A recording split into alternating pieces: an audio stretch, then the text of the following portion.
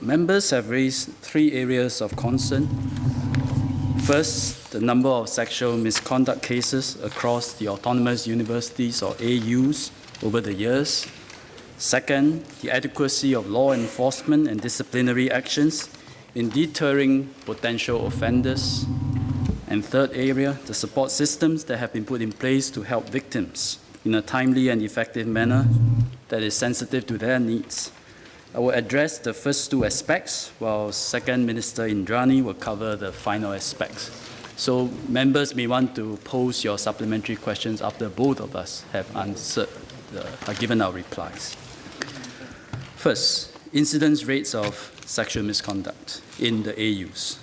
Over the past 3 years, the 6 AUs handled a total of 42 disciplinary cases involving sexual misconduct within campuses. But there were another 14 cases committed by students that happened outside of campuses, making a total of 56 cases. I know, Mr. Leon Pereira, in your question, you refer to cases within campuses, but since the focus of my reply today is on the penalty framework of the AUs rather than campus security, I will refer to all 56 cases today in my reply. So let me give a breakdown of the 56 cases. There were 17 cases in academic year 2015, 18 cases in academic year 2016, and 21 cases in academic year in 2017 across all 6 AUs. 25 out of the 56 cases were from NUS, 2 from Yale NUS, which has its own board of discipline separate from NUS, 20 were from NTU, 6 were from SMU, SUTD, SIT, and SUSS had 1 case each over the last 3 years. So the number of cases for each AU is closely related to their student population. Finally, about 37 or 2/3 of the cases were related to voyeurism, i.e. peeping toms and filming of people in vulnerable positions. As the student population changes from year to year, what is more meaningful actually is to express this as an incidence rate, that is, the number of sexual misconduct cases involving students, perpetrators, per 1,000 students, and that's probably a better measurement. So the number was 0.21, 0.21, and 0.20 over the last 3 academic years, showing no discernible trend. Let me now talk about the penalties for the offenders. Of the 56 cases, the victims in 37 cases made police reports. Of these 37 cases, 4 are still under investigation, and 2, there was insufficient evidence to make out offenses. So there's a remainder of 31 cases. Out of the remainder 31, 10 cases resulted in jail terms of between 10 days and 8 months.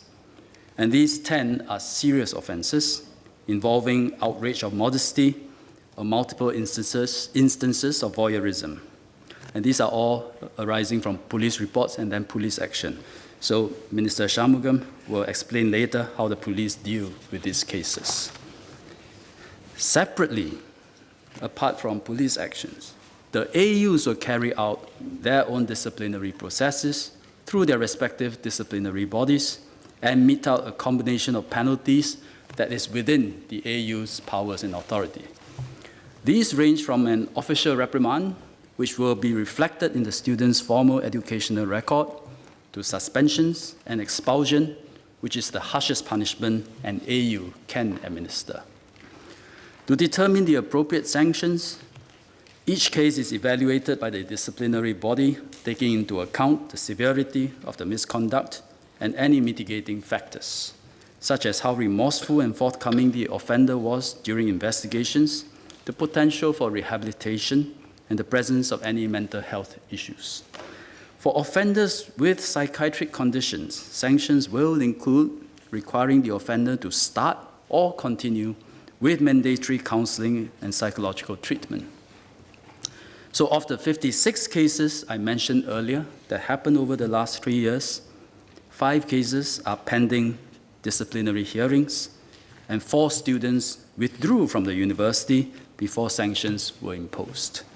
So out of the remaining 47 cases, 34 resulted in an official reprimand, 26 resulted in suspensions of up to 2 academic terms, and 20 were banned from entering students' dorms.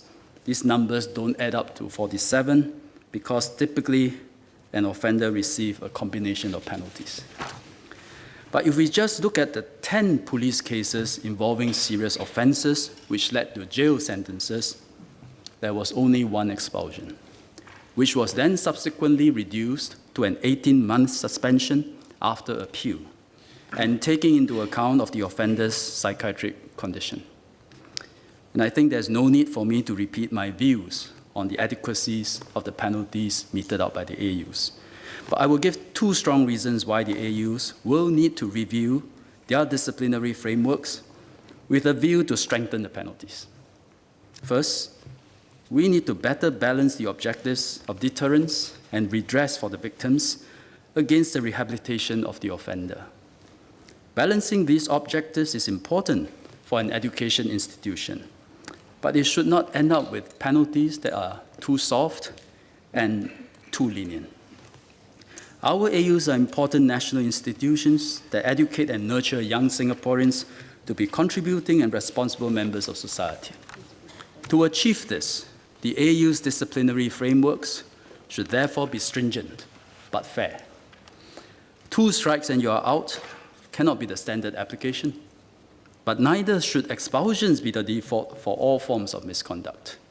The penalty must continue to fit the offense, but there has to be a significant adjustment at the most egregious end of the spectrum of misconducts, when they are serious criminal offenses that undermine the safety and security of university campuses. We must ensure that potential offenders know the severe consequences of their actions, including an impact on their future. There has to be a deterrent. And if the offender is remorseful, accepted and served punishment, he deserves a chance to make good. This is also the spirit behind the Yellow Ribbon Project, and this is how we balance deterrence and rehabilitation. Second reason, we must recognize that voyeurism is a growing concern in Singapore. A recent Big Read article by Today, I think was published last weekend. I read through the whole thing, and it gave a good explanation that this may be because the young are exposed to the internet from an early age, and technological advances that makes video recording easier and more undetectable. And this led to some thinking that voyeurism is not a serious offense, and they cannot be more wrong. Coincidentally, the Ministry of Home Affairs is amending the Penal Code, which will be debated this afternoon, to include new provisions on voyeurism. As our circumstances change, the AUs must likewise keep up with the times and ensure that their policies and processes remain relevant in establishing a safe and supportive environment for all our students. I therefore ask all our AUs, polytechnics, and the Institute of Technical Education, ITE, to review their disciplinary frameworks. In the case of NTU, it has already convened a review committee led by Madam Kay Kwok, a member of its Board of Trustees, to review its disciplinary framework. I know many students are not excited by committees, but this is a necessary process to bring about a considered change to an established disciplinary framework. The review committee has started its work and will release its recommendations in stages.